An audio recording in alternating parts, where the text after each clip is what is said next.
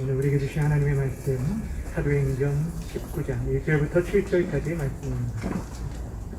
사도행전 19장 1절부터 7절까지 말씀, 제가 가진 성경 신약성경 220페이지에 있습니다.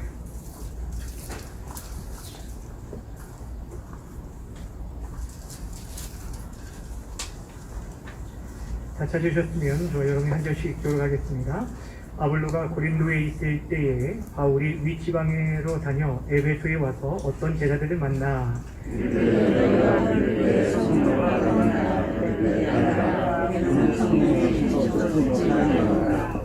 바울이 이르되 그러면 너희가 무슨 세례를 받았느냐? 대답하되 요한의 세례니라.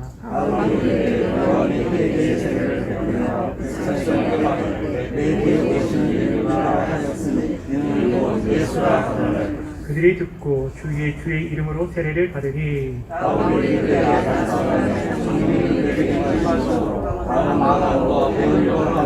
함께 봅니다. 모두 12사람을 보이라. 아멘.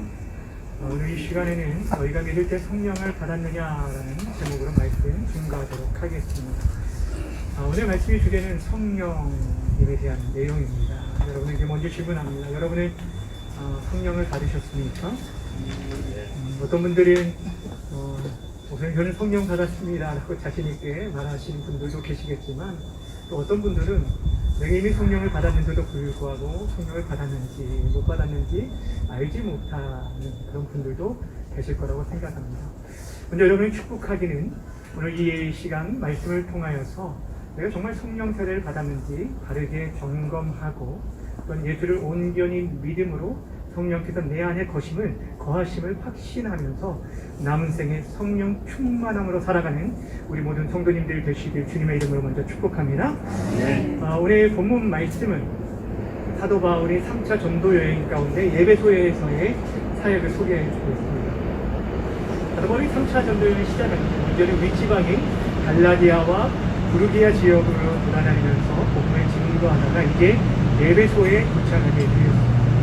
여러분, 이 에베소는 어떤 곳이었냐면 사도 바울이 2차 전도여행을 끝나고 돌아가는 길에 잠시 들리면서 만약 하나님의 뜻이 계시면 내가 다시 너희에게 돌아오겠다라고 약속했던 곳이었습니다. 사도 바울이 이제 3차 전도여행을 시작하면서 그 약속대로 지금 이 에베소에 도착하게 되었습니다. 그곳에서 어떤 제자들을 만났는데 그들을 향해서 던졌던 질문이 오늘 강론의 제목입니다. 너희가 믿을 때 성령을 받았느냐?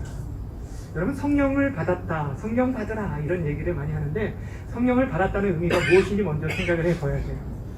주거니 받거니 하는 성령은 어떠한 물건이 결코 아닙니다.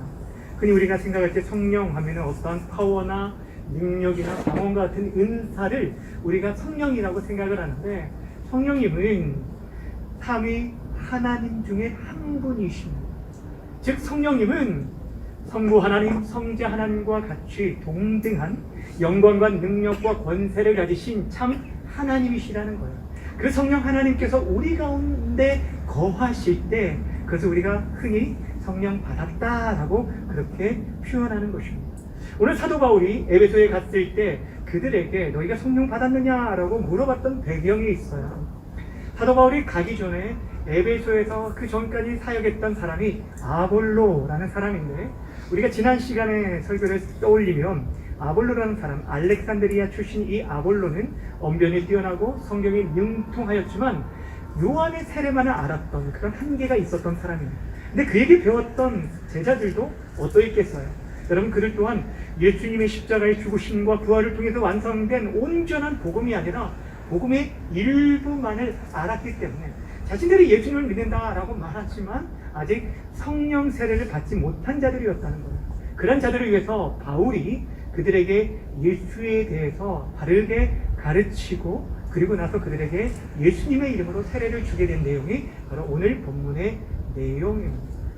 사실 우리 가운데 수십 년 동안 신앙생활을 해왔음에도 불구하고 내가 성령을 받았는지, 목사가 주는 물 세례만 알 뿐 성령 세례에 대해서 바르게 알지 못하는 분들이 꼭 계실 수 있습니다.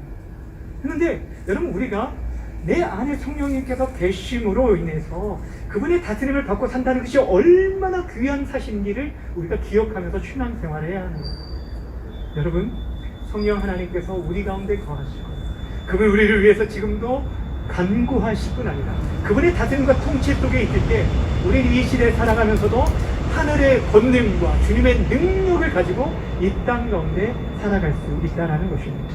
사랑하는 여러분, 지금 이 한국 땅을 사로잡고 있는 이 악한 영으로부터 우리 젊은 세대들과 우리의 자녀들을 우리가 어떻게 건져내고 그들을 보호하고 그들을 지켜낼 수 있겠습니까? 우리 힘으로 가능할까요? 아니라는 거예요. 이 거대한 세속적인 문화, 음란과 방탕과 사치로 가득한 이 시대 가운데 그들을 어떻게 우리가 보호하며 지킬 수 있겠느냐라는 것입니다. 사랑하는 여러분, 그들을 믿음의 사람으로 키우고 또한 새롭게 할 수 있는 그 모든 힘이 바로 우리에게서 나는 것이 아니라 성령이 그들 가운데 임하여 주실 때 그 모든 역사가 나타나게 되어진다죠. 여러분, 예수님의 제자를 한번 생각해 보세요. 어떻게 보면 그들은 모두가 실패자들이었습니다. 3년 동안 섬겼던 예수님이 십자가에 잡히실 때, 십자가에 지실 때, 아니 먼저 붙잡히실 때부터 예수님을 부인하고 그 도망치고 또 무서워서 문을 걸어 잠그고 숨어있던 그들이 어떻게 그들이 세상 밖으로 나와서 예수가 그리스도라고 담대히 증거할 수 있었습니까? 그들의 힘으로요? 아니라는 거예요. 그들 가운데 성령님이 임하여 주셨을 때 그 모든 것이 가능했다는 거예요.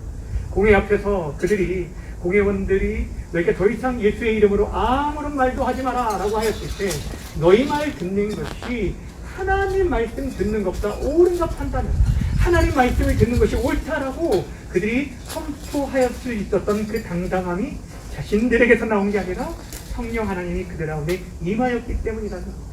오늘날도 마찬가지입니다.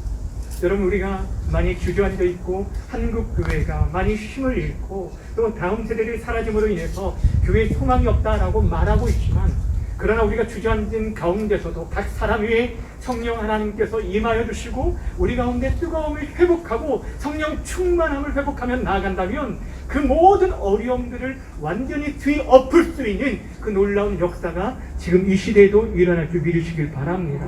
그게 오늘 이 사도 바울의 질문 앞에 우리가 정직하게 우리가 대답할 줄 알아요. 너희가 믿을 때 성령을 받았는가? 여러분, 성령을 받으셨습니까? 여러분, 성령 세례를 물 세례가 아닌 성령 세례를 받으셨습니까? 우리가 성령 세례를 받은 것들에 대해서 쉽게 점검할 수 있는 방법들이 있는데 성경에 여러 가지 등장하지만 두 가지를 얘기하면, 첫 번째는 여러분, 성령 받은 사람은, 성령 세례를 받은 사람은 예수를 주님이라고 고백하게 되어진다라는 것입니다. 예수를 나의 구주와 나의 주님이라고 고백할 수 있는 것은 내 안에 성령께서 계시기 때문에 가능하다는 거예요. 그래서 고린도전서 12장 3절에서 이렇게 말씀합니다. 성령이 아니고서는 누구든지 예수를 주시라 할 수 없느니라. 여러분, 성령이 아니고서는 어떤 사람도 예수님을 주님이라고 고백할 수 없다라는 것입니다. 여러분이 예수님을 구주라고 주님이라고 고백한다는 건 내 안에 누가 계신다는 거예요? 성령님이 계시기 때문이라는 거예요.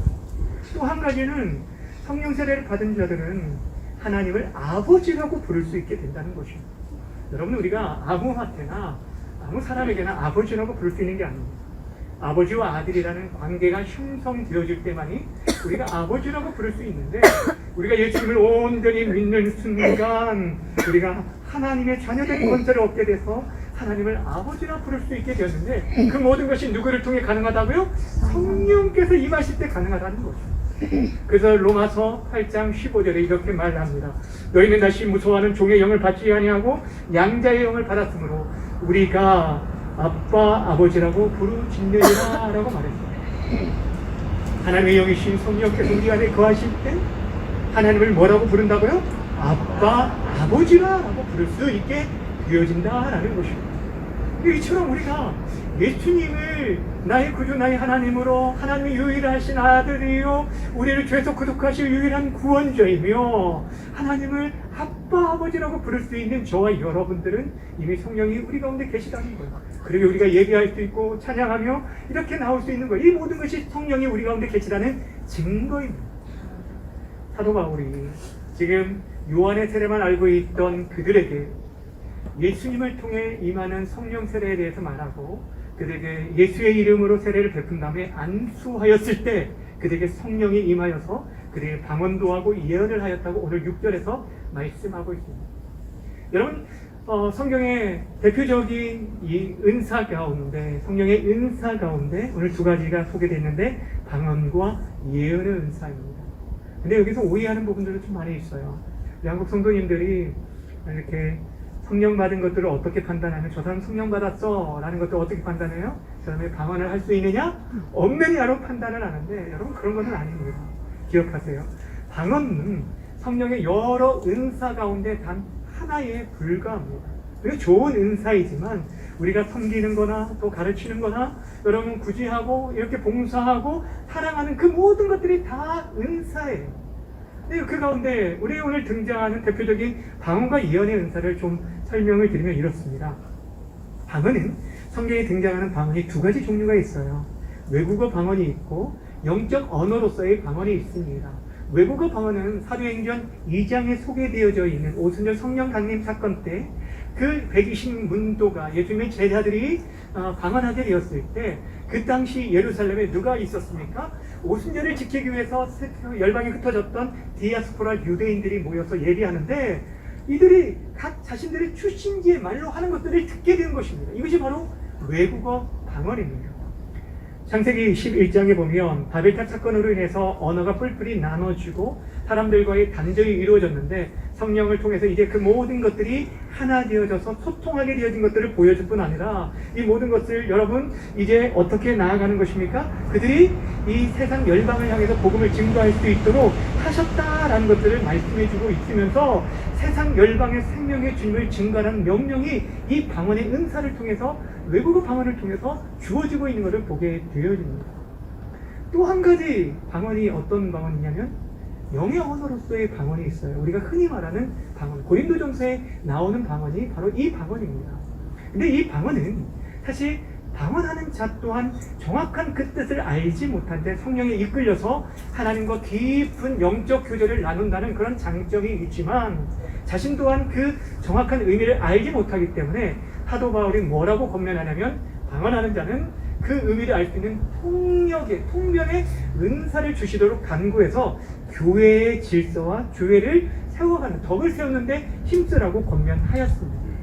여러분 우리 가운데 방언을 할 수 있는 분들도 있고요. 그렇지 못한 분들도 있지만 방언이라는 은사는 내가 나 자신을 이렇다, 내가 이만큼 훌륭하다라고 드러내기 위함이 아니라 영적 은사로서 하나님과 더 깊은 교제의 시간을 갖게 하기 위함이고 무엇보다도 아직까지 우리가 소통되지 못하고 단절되어 있는 그 사람들과 우리가 소통을 하면서 그들에게 말씀, 생명의 말씀을 증거하도록 주신 하나님의 은사라는 사실을 기억해야 돼요. 예언의 은사도 마찬가지예요. 예언하면은 우리들이 제일 먼저 생각하는 것은 미래의 일들에 대해서 미리 알아맞추는 것, 그런 능력을 예언의 은사라고 생각을 합니다. 그래서 어느 사람이 예언을 잘한다 하면은 막 기도원에 찾아가기도 하고 머리 내밀고 안수를 받으려고 하는 사람들이 있는데 여러분 참 조심하셔야 돼요. 성경이 말하는 예언이라는 은사는 미래를 내다보는 예견을 말하는 것이 아니라 하나님의 말씀을 맡은 자가 그대로 전하는 것을 예언이라고 말을 합니다. 여러분 구약의 예언자들이라고 불리는 선지자들 보세요. 그들은 하나님의 말씀을 듣고 그 말씀을 그대로 전했던 자들이었어요. 우리에게도 마찬가지입니다. 여러분이 예언할 수 있어요. 뭘 예언합니까? 우리 주님께서 다시 오실 재림을 대해서 얘기할 수 있습니다. 이 세상이 끝이 아니라 죽음 후에 우리가 심판이 있다는 것을 말하고 그때 예수님을 믿는 자들에게는 영원한 천국, 생명이 예비되어 있다고 말하는 것, 이것이 바로 예언입니다. 근데 이 예언이나 방언이나 그 모든 은사들을 하나님께서 우리에게 주신 목적은 궁극적으로 무엇을 세우기 위함이냐면 몸된 교회를 세워가기 위함이라는 겁니다. 나 자신을 드러내기 위함이 아니라 다른 사람을 위해서, 다른 사람을 돕고 섬기기 위해서 주신 은사라는 것입니다. 복음 증거를 위해 주신 은사, 이것이 바로 하나님 우리에게 주신 은사라는 것, 기억하시길 바랍니다. 중요한 것은 각자 우리에게 받은 은사는 다를 수 있지만 이 모든 것들 중에 다른 사람을 세우고 교회를 세우고 이 모든 것을 세우기 위해서 우리에게 필요한 것은 성령 충만함을 가지는 것, 이것이 중요합니다. 따라합시다. 성령 충만합시다. 여러분, 성령 충만함이 왜 중요하냐면 하나님께서는 각 사람에게 주의 뜻대로 은사를 주셨는데 그 은사가 잘 활용되기 위해서는 우리 자신이 드러내지 않고 우리의 은사를 가지고 하나님을 영화롭게 할 때 교회가 정말 세워지게 되고 하나님을 영화롭게 하고 수많은 주변의 사람들이 죽게 돌아오는 역사, 이 모든 것들이 이루어지게 되어지는데, 그러기 위해서 성령 충만해요. 성령 충만함이라고 해서 우리의 마음이 갑자기 막 뜨거워져서 랄랄랄하고 방언하고 그리고 큰 소리로 기도하고 찬양하는 이런 것을 말하는 것이 아니라 성령 하나님의 지배를 받는 상태, 그것을 바로 성령 충만이라고 말합니다. 내 개신인 욕망과 욕심에 이끌려 자신의 욕망을 쫓아 살아가는 것이 아니라 성령의 지배를 받는 그 상태, 그것이 바로 성령 충만이라고 말을 합니다. 요즘 이 TV를 보면요, 반려견과 관련된 그런 채널들이 많은 것들을 보게 됩니다. 이전에는 뭐 없었는데 개, 고양이 굉장히 많이 나오는 것을 보게 되죠. 근데 여러분, 지난번에 TV를 보면서 이렇게 그 한 개를 훈련시키는 것들을 보았는데, 이 개가 먹는 게 사료를 주면 이게 그 사족을 못 씁니다. 막 달려들고 그러는데, 그걸 이제 막 훈련을 시켜가지고 절제를 시켰는데 음식을 주고 주인이 먹지 마 라고 하니까 그 개가 그렇게 먹고 싶은데도 불구하고 딱 그 자리에서 멈추고 주인이 먹으라고 할 때까지 기다리는 거예요. 여러분, 그것이 쉽지 않잖아요. 본성적으로 개가 본성적으로 그렇게 하기 쉽지 않은데, 그것을 침을 흘려가면서도 1분이고 2분이고 5분 동안, 그리고 나서 먹어 라고 하니까 그때서야 먹는 거예요. 여러분, 성령 충만해요. 다른 것이 아니에요. 우리 안에는 죄의 속성이 그냥 남아있어서 우리가 구원받은 자들이지만 우리 안에는 죄의 속성이 남아있어요. 육신의 생각과 안목의 정욕과 이생의 자랑이 우리를 계속적으로 지배하려고 하고 나아가고 있다는 거예요. 그런데 우리 안에는, 예수 믿는 우리 모두에게는 누가 계시다고요? 성령이 우리 가운데 계시기 때문에 우리의 마음속에 있는 육의 욕심이 아니라, 육의 정욕의 욕심을 쫓아 그것을 따라가는 게 아니라, 육신의 정욕이 아니라 성령의 음성에 귀를 기울이고 순종하며 따라가는 그 삶, 그것이 바로 성령 충만한 삶이라는 거예요. 내적 순종의 삶, 이것이 진짜 성령 충만. 이게 겉으로 막 화려하게 보이는 것이 아니라 내 내면, 내 중심 가운데 보이진 않지만 성령의 음성에 지배를 받고 따라가는 사람, 그 사람이 진짜 성령 충만한 사람이라. 그렇다면 여러분, 마지막으로 생각할 게 뭐냐면, 여러분, 우리가 어떻게 해야 성령 충만한 삶을 유지하며 살아갈 것인가 라는 것입니다. 하나님께서 우리 각 사람에게 예수를 믿을 때 성령을 부어주셨는데, 그 성령을 쫓아 우리가 살아가야 하는데, 그래야 하나님의 뜻을 이룰 수 있는데, 어떻게 계속적으로 성령 충만, 우리를 이룰 수 있을까요? 성령 충만을 유지할 수 있을까요? 성경의 성령 충만에 대한 비결에 대해서 여러 가지로 말하고 있는데, 대표적으로 두 가지를 말할 수 있는 게 뭐냐면 말씀과 기도입니다. 따라합시다. 말씀과 기도. 여러분은 말씀 충만이 성령 충만이고, 기도 충만이 성령 충만입니다. 사도 바울이 에베소서 5장 18절에서 이렇게 말합니다. 술 취하지 말라, 이는 방탕함이니 오직 성령으로 충만함을 받으라 라고 말합니다. 사람이 술을 처음에 먹는 것 같지만 나중에 술이 사람을 먹게 되어서 그들이 그 술의 지배를 받게 되는데, 그러지 말고 우리 육신의 소욕을 따라 그렇게 살아가는 게 아니라 성령의 지배를 받고 살아가는 성령 충만을 말하는데, 그 성령 충만을 받은 자들이 어떻게 하나님을 예배하는지 에베소서 5장 19절 이하에서 뭐라고 말하냐면, 시와 찬송과 시리한 노래로 서로 화답하며 기쁘하고 감사하며 하나님께 감사하라는 그 내용이 쭉 설명하면서, 우리가 성령 충만할 때 우리의 예배가 달라집니다. 예배하기를 기뻐하게 되고 범사에 감사할 수 있다라고 말하고 있는데, 그런데 여러분, 이 동일한 말씀이 골로새서 3장에도 기록되어져 있어요. 뭐라고 기록하고 있냐면, 제가 읽어드립니다. 시와 찬송과 신뢰한 노래를 부르며 감사한 마음으로 하나님을 찬송하고 하나님 아버지께 감사하라 라고 말하고 있어요. 에베소서 말씀과 동일한 말씀을 하는데, 그런데 이 골로새서에 보면 에베소서에는 성령 충만을 받으라 라고 쭉 그 다음에 시와 찬미가 나오는데, 골로새서에는 그리스도의 말씀으로 너희를 풍성하게 거하라, 그리스도의 말씀 안에서 풍성하게 거하라 라는 말로 대신하고 있다는 거예요. 다시 말씀드립니다. 성령 충만함이 말씀의 풍성함에 거하라는 말로 대치되어 있다는 거예요. 무엇을 말해주고 있어요? 성령 충만이 곧 말씀 충만이라는 거예요. 왜냐하면 여러분 성령은 진리의 영, 말씀의 영이시기 때문이에요. 우리를 진리 가운데 인도하시는 영이기 때문이에요. 그러니까 여러분이 정말 성령 충만하기를 원하신다라고 한다면 어떻게 해야 한다고요? 말씀을 가까이 하셔야 돼요. 말씀을 기뻐해야 돼요. 하나님의 말씀 듣기를 사모해야 돼요. 여러분 우리가 왜 힘든데 이렇게 모여서 막 더운데 왜 밖에서라도 예배하려고 합니까?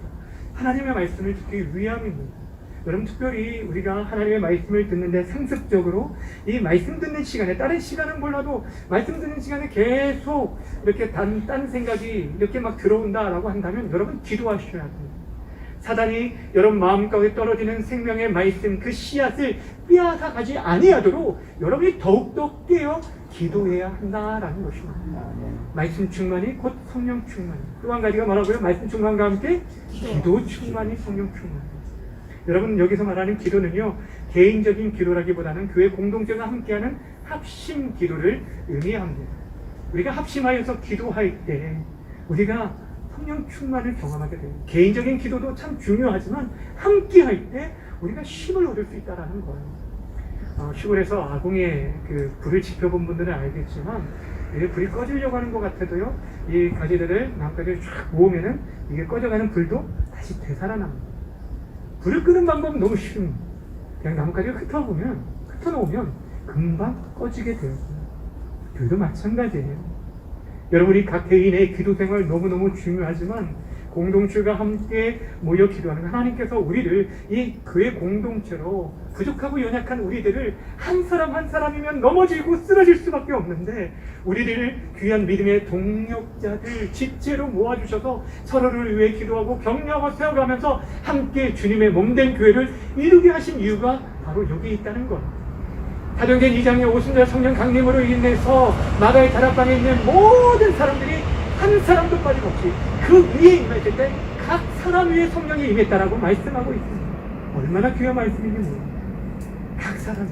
근데 그들이 가만히 있다가 여러분 성령 충만을 받은 것이 아니에요. 주님의 약속을 믿고 기다리면서 무엇을 한 줄 아십니까? 기도에 힘썼다. 근데 성경에 뭐라고 하냐면 오로지 기도에 힘쓰니라 라고 말하고 있어요. 따라합시다. 오로지 기도에 힘쓰니라. 하나님께서 여러분 우리가 함께 기도할 때 그 기도를 통해 역사하시고 우리가 참 불편한 가운데서도 이렇게 야외에서라도 예배하고 함께 모여서 기도해야 할 이유가 무엇입니까?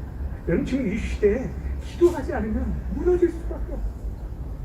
앞에 저희는 목사도 마찬가지, 아마 여기 계신 장로님들도 아마 마찬가지일 거예요. 시대가 어려울수록 우리가 깨어있는데 기도하는 것이 쉽지 않아요. 혼자 힘으로 버텨내는 것은 너무너무 견디기 어렵다는 거예요. 누군가 함께 할 때, 기도를 함께 할 때, 격려하고 세워갈 때 우리가 이 어려운 시대뿐 아니라 세상을 이기고 마귀를 이기고 나 자신을 이길 수 있다는 거예요. 하나님 여러분 지금 이 시대에 어느 때보다 기도해야 할 제목이 너무 많은 때 이 나라를 위해서 이제 대선이 내년 3월이 가까이 있습니다. 얼마 지나지 않아 있습니다. 이를 위해서도 기도해야 하고 지금 열방을 위해서도 우리는 계속적으로 기도하며 지금 이 코로나 사태뿐 아니라 경제적인 위협과 또한 영적 침체에 빠진 많은 이 한국교회의 성도들을 위해서 우리가 기도해야 합니다. 또한 우리 교회는 지금 이 리모델링이라는 커다란 사역을 감당하고 있습니다. 몸된 지체로서 우리가 관심을 가지고 함께 이를 위해서 기도해야 하는 것입니다. 여러분 저는 지금까지 교회 사역들을 많이 하고 주변의 교회의 이야기도 많이 들으면서 교회가 건축을 할 때 또 리모델링을 할 때 사람들 가운데 성도들 사이에서 마음이 나눠지고 생각들이 다름으로 인해서 이걸로 인해서 분쟁과 다툼으로 인해서 교회 성전은 아름답게 지어졌는데 나중에 교회가 깨어지는 일들을 저는 참 많이 보았습니다. 그렇게 사실 저는 이 어떤 리모델링을 할 때 어느 때보다 너무 많은 긴장 가운데 하루하루를 지금 보내고 있습니다. 지금 우리가 생각했던 범위 안에서 그 앞부분만 하려고 하다가 지금 전체적으로 공사가 길어지면서 더 많은 시간들이 요해지면서 더 그런데 여러분 이들 위해서 기도해야 한다는 거예요.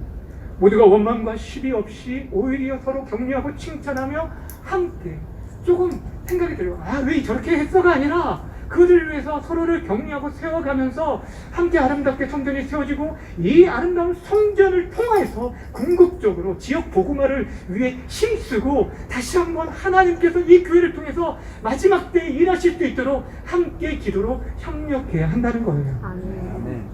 여러분 기도하시겠어요? 기도하시란다니까. 지난 월요일부터 지금 토요일 어제까지 공사 기간을 보면서 참 그래 개인적으로 감사했던 것은, 공사를 지금 담당하면서 책임지는 집사님이 아침부터 저녁까지 정말 시간 빠짐없이 자신의 시간을 내어서 얼마나 애쓰고 수고하면서 돌아보고 있는지. 어떤 집사님은 하루 휴가를 내어서 와서 함께 도와주신 분도 계셨고, 또 어떤 장로님은 반차를 내어서 이렇게 와서 공사 보시고, 또 저녁 늦게 퇴근하시고 9시 넘어서 공사 진행이 어떻게 되는지를 또 둘러보고 가시고, 또 어떤 권사님은 교회 지금 리모델링 공사가 어떻게 진행되는지 눈으로 보고 직접 보고 기도하겠노라고 하면서 올라와서 보고 가신 분들도 있습니다. 여러분, 그런 관심과 헌신들이 있을 때 교회가 아름답게 세워질 줄 믿으시길 바랍니다. 사랑하는 여러분, 우리가 지금 오늘 성령에 대해서 살펴보고 있는데, 여러분 정말 성령 받으셨습니까? 성령으로 충만하십니까?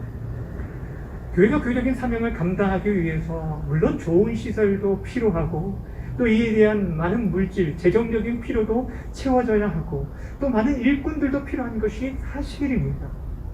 근데 사랑하는 여러분, 우리가 좀 부족하고 연약하지만 우리 각 사람이 먼저 성령으로 충만하게 된다면 우리의 부족한 상황들과 여러 가지 어려운 그런 여건과 환경 속에서도 우리는 감사할 수 있고, 우리가 할 수 있는 최선을 다해서 헌신할 수 있고, 함께 협력하며 하나님 나라를 세워갈 수 있음을 믿으시길 바랍니다. 그러게 우리가 다른 어떤 것보다, 여러분 우리 모두가 일하는 자나 우리가 함께 주에서 후원하는 자나 모두가 성령 충만하기를 위해서 함께 기도해 주시기를 부탁을 드립니다. 위에서 구하십시오. 찾으십시오. 두드리십시오. 그럴 때 하나님께서 우리에게 성령을 부어주겠다고 약속하셨습니다. 누가복음 11장 13절 말씀을 제가 읽어드립니다. 너희가 악한 자라도 좋은 것을 자식에게 줄 줄 알거든 하물며 너희 하늘아버지께 구하는 자에게 성령을 주시지 않겠느냐. 하늘아버지께 구하는 자에게 무엇을 주신다고요? 성령을 주신다라고 약속하셨어요. 이미 예수를 믿는 우리의 안에 성령이 거하시지만 그분이 우리를 온전히 다스리시도록, 우리의 욕심과 우리의 생각이 아니라, 우리를 드러내는 것이 아니라 오직 예수 그리스도만이 우리를 통해서 증거되어지고 나타날 수 있도록 그분을 증거하는 일, 그분을 선포하는 일들에 우리 교회 온 공동체가 사용되어질 수 있도록 우리가 정말 영적 군사로 무장되어질 수 있는 그런 시간들이 되었으면 좋겠습니다. 에스겔 37장의 마른 뼈와 같은 이스라엘 백성들이 말씀과 성령이 그들 가운데 임하였을 때 죽은 그런 뼈가 다시 한번 살아나서 극히 큰 군대를 이루었던 것처럼 우리가 다시 한번 성령으로 무장되어져서 우리 한 사람 한 사람을 만족하는 것이 아니라 이 지역을 다시 한번 살리고 제2의 영적 부흥이 우리 교회 공동체 가운데 일어날 수 있도록 그런 영적 군사들로 거듭날 수 있는 귀하고 복된 역사들이 임할 수 있기를 주님의 이름으로 간절히 축원합니다. 이제 우리 함께 기도하며 나아갔으면 좋겠어요. 우리가 함께 기도할 때 하나님 우리 교회를 다시 한번 성령으로 충만케 하여 주시고, 또 우리들이 이 시대에 진정한 복음의 통로가 될 수 있도록 우리에게 성령의 은사를 부어 주옵소서. 무엇보다 사랑의 은사를 주셔서, 여러분 여러 은사들이 있지만 그 모든 것을 사랑으로 행하지 않으면 교회가 세워질 수 없습니다. 하나님, 우리가 사랑으로 우리 안에 먼저 교회 공동체를 잘 돌아보고 우리 가족들을 돌아보고 이웃을 돌아보고 이 나라 열방을 섬길 수 있게 해주십시오. 계속되는 리모델링 공사 가운데 안전사고 없이 이루어지고 아름다운 예배 처소가 거듭나서 지역 복음화를 위해서 힘쓰고 영적 부흥을 경험할 수 있도록 도와달라고 이 시간 우리 함께 기도하며 나아가도록 합니다. 기도하겠습니다.